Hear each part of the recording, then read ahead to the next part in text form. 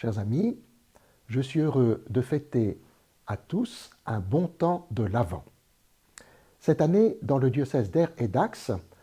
je propose que ce temps de l'Avent ait deux accents principaux. Le premier, c'est bien sûr autour de la parole de Dieu, puisque le service des formations, notamment le service biblique des formations, va nous aider à mieux comprendre les textes des dimanches de l'Avent, et notamment l'Évangile selon saint Matthieu, dont nous aurons une lecture continue tout au long de cette année liturgique qui va s'ouvrir.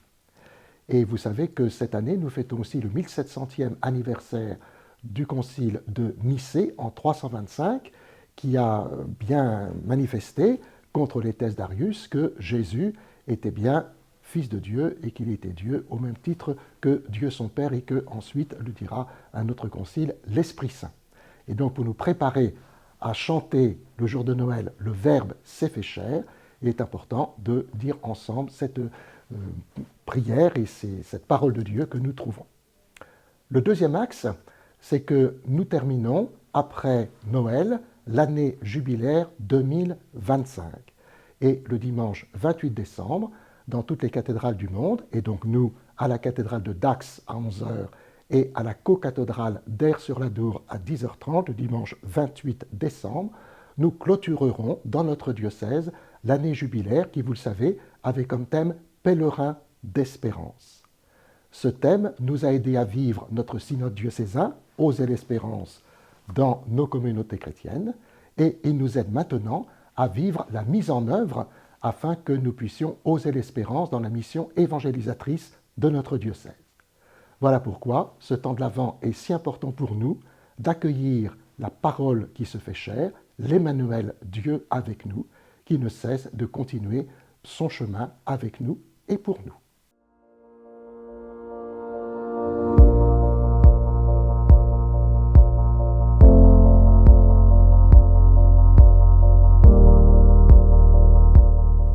À l'occasion de ce premier dimanche de l'Avent qui marque le début de la nouvelle année liturgique, l'Évangile de ce jour nous invite à veiller. En réalité, on pourrait penser que le texte de l'Évangile avec Jésus qui reproche précisément à ses compatriotes de se montrer insouciants comme cela a été au temps de Noé, du déluge, on pourrait penser que ce texte ne nous concerne pas. Et pourtant, il me semble que, sans parler d'insouciance, je dirais même que c'est à l'inverse de cela, il me semble que nous pouvons voir dans cette évocation du déluge un peu un certain nombre de réalités qui nous concernent.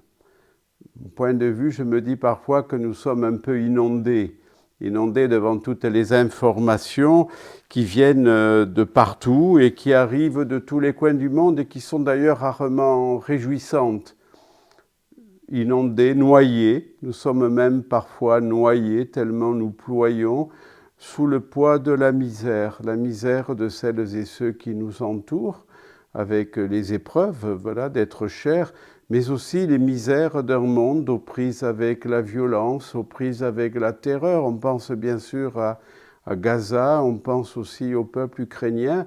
mais je pense aussi à toutes les violences contre les femmes, contre les enfants. Noyés, nous pourrions l'être aussi dans tous ces débats idéologiques, débats politiques qui nous laissent un petit peu désespérés parce que finalement, on se trouve aussi devant des hommes et des femmes qui ont du mal à prendre les bonnes décisions pour ce qui concerne notre pays. Peut-être, si j'avais à évoquer un autre déluge, ça pourrait être celui de l'indifférence, celui d'une sorte de défaitisme. Or voilà qu'il me semble que l'évangile de ce jour, précisément, face à tout ce qui pourrait être une occasion de se rendre impuissant, de sombrer dans une forme de désespérance, il me semble que l'évangile de ce jour nous invite au contraire à nous réveiller, à ne pas nous laisser prendre au piège du défaitisme, mais à espérer, à être porteur d'espérance. Porteur d'espérance, certes, qui ne nie pas les difficultés qui sont celles de notre société, qui ne nie pas tout ce qui pourrait aller à l'encontre aussi de l'avenir de notre propre humanité, Alors on pourrait évoquer, bien sûr, je l'ai déjà fait, les guerres, les violences, peut-être tout simplement la reconnaissance de la dignité de chaque être humain,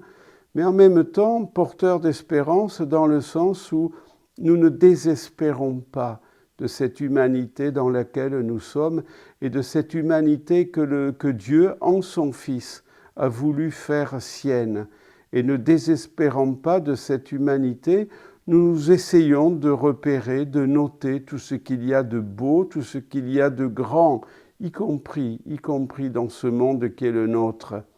Dans sa lettre apostolique sur l'amour des pauvres, le pape Léon XIV écrit « Aucun geste d'affection, même le plus petit,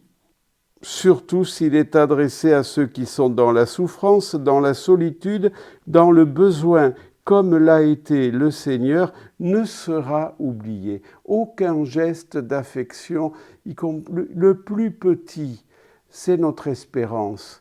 Et c'est ce qui nous invite à la suite de Jésus et dans l'accueil du bel événement qui sera celui de Noël. C'est ce qui nous invite aujourd'hui à nous sortir peut-être de notre torpeur, sortir de notre, pourquoi pas, sentiment d'impuissance et laisser le Christ réveiller en nous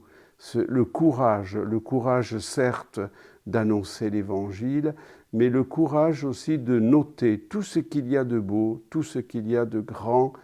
parce que notre monde est beau.